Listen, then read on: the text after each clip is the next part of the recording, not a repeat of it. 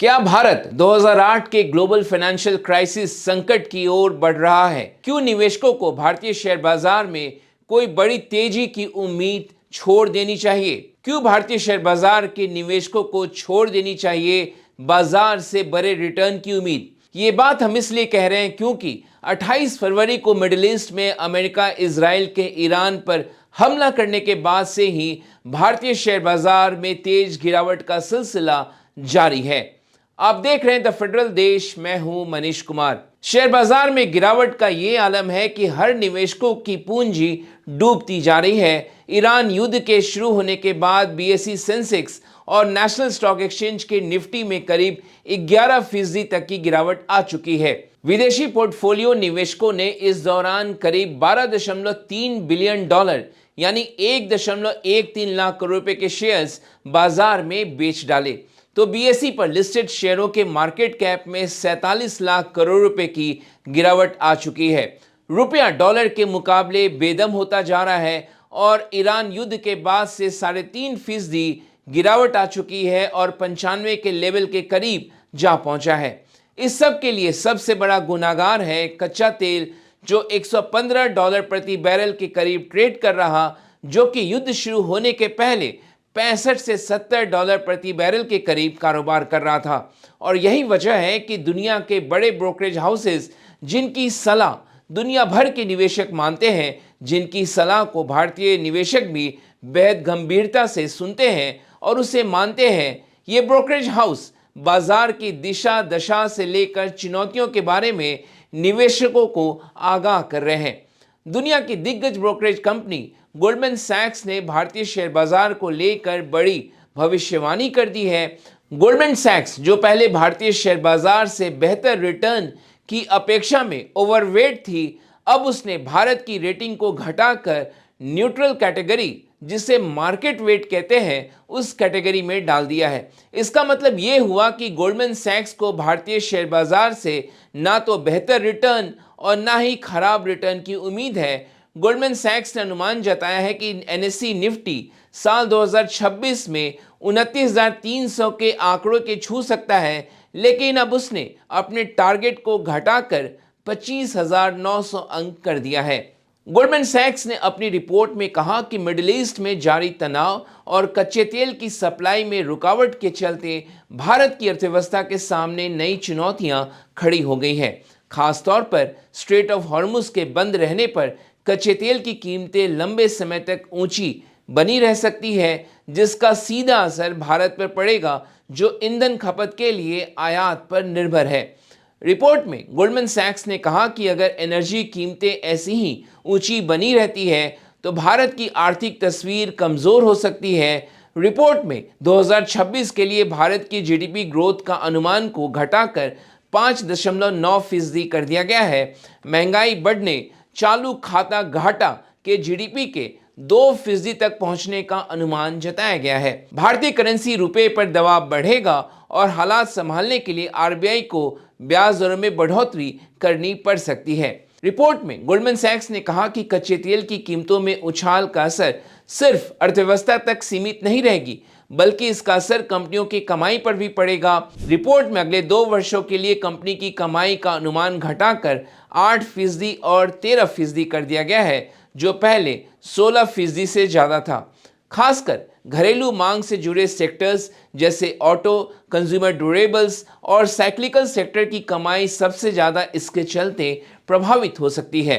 विदेशों से लेकर घरेलू निवेशकों का भरोसा भी कमजोर पड़ता दिख रहा है। सितंबर 2024 के बाद से विदेशी पोर्टफोलियो निवेशकों ने भारतीय बाजार से करीब $42 अरब निकाल लिए हैं। एक और brokerage house society general group की बर्नस्टीन ने भी India strategy how bad can it get from here के नाम से एक रिपोर्ट जारी किया है। बर्नस्टीन ने अपनी रिपोर्ट में कहा कि मिडिल ईस्ट में अमेरिका, इजराइल और ईरान के बीच जारी युद्ध और कच्चे तेल की बढ़ती कीमतों ने भारत की अर्थव्यवस्था को लेकर नई चिंताएं पैदा कर दी है। उसने चेतावनी दी कि अगर यह संकट लंबा खिंचता है तो हालात 2008 के ग्लोबल फाइनेंशियल संकट जैसे हो सकते हैं। दरअसल 2026 में सेंसेक्स में 15%, निफ्टी में 14% और निफ्टी आईटी इंडेक्स, जो कि एआई से पैदा हुए खतरे के चलते पहले से ही गिर रहा था, उसमें 22% की गिरावट पिछले 3 महीने में आ चुकी है। बर्नस्टेन ने ग्लोबल फाइनेंशियल क्राइसिस मोमेंट का खतरा बताते हुए रिपोर्ट में कहा कि 2008 के वैश्विक वित्तीय संकट के बाद भारत की अर्थव्यवस्था पर बड़ा असर पड़ा था। ग्रोथ आधी रह गई थी, महंगाई बढ़ गई थी और रुपया कमज़ोर हो गया था और 2026 में ठीक वैसी ही स्थिति बनने की आशंका नज़र आ रही है। रिपोर्ट में कहा गया कि महंगा कच्चा तेल सबसे बड़ी चिंता का सबब है। भारत अपनी ज़रूरत का करीब 90% कच्चा तेल आयात करता है। ऐसे में तेल की कीमतें बढ़ने का सीधा असर देश की अर्थव्यवस्था पर पड़ता है और अगर युद्ध लंबा चला तो महंगाई दर 6% से ऊपर जा सकती है, ब्याज दरों में कटौती टल सकती है, आर्थिक विकास की रफ्तार धीमी पड़ सकती है और हालात और बिगड़े तो जीडीपी ग्रोथ 2 से 3% तक गिर सकती है। रुपया 100 के ऊपर जा सकता है, शेयर बाजार में बड़ी गिरावट आ सकती है। भारत का फॉरेक्स रिजर्व हाल ही में घटा है और रुपये को संभालने के लिए आरबीआई के पास सीमित अब विकल्प बचे हैं। अगर वैश्विक हालात और बिगड़े तो रुपये पर दबाव और बढ़ सकता है। खाड़ी देशों से आने वाला रेमिटेंस घट सकता है, जिससे भारत का चालू खाता घाटा बढ़ सकता है। बर्नस्टेन ने कहा कि उसने इस वर्ष की शुरुआत में यानी युद्ध के शुरू होने से पहले ही बुल केस में 28,100 का जो टारगेट निफ्टी का दिया था उसमें 2% की कटौती कर दी है। लेकिन मंदी का संकट गहराया तो निफ्टी 19,000 के लेवल तक गिर सकता है। हालांकि उसने 26,000 निफ्टी का टारगेट दिया है जो कि मौजूदा लेवल से करीब 15% ऊपर है। बर्नस्टेन ने भी भारतीय बाजारों पर अपने रुख को न्यूट्रल रखा है और उसका मानना है कि 2026 में बाजार फ्लैट रह सकता है, यानी पूरे साल बाजार में ज़्यादा तेजी की उम्मीद नहीं है। ऐसे में निवेशकों की परेशानी ज़रूर बढ़ गई होगी जो बाजार में फिलहाल निवेशित होंगे। एक और ब्रोकरेज फर्म सिस्टमैटिक्स रिसर्च के रिपोर्ट के मुताबिक भारत का इक्विटी मार्केट कंपनियों की कमाई, कैपिटल इनफ्लो और वैल्यूएशन की चिंता को लेकर अनिश्चितता के दौर से गुजर रहा है। ईरान युद्ध के शुरू होने से पहले भी साल 2024 के मध्य के बाद से ही भारतीय शेयर बाजार का प्रदर्शन निराशाजनक रहा था। 2024 के पीक से करीब 64 लाख करोड़ रुपए भारतीय बाजार का मार्केट कैप नीचे आ चुका है।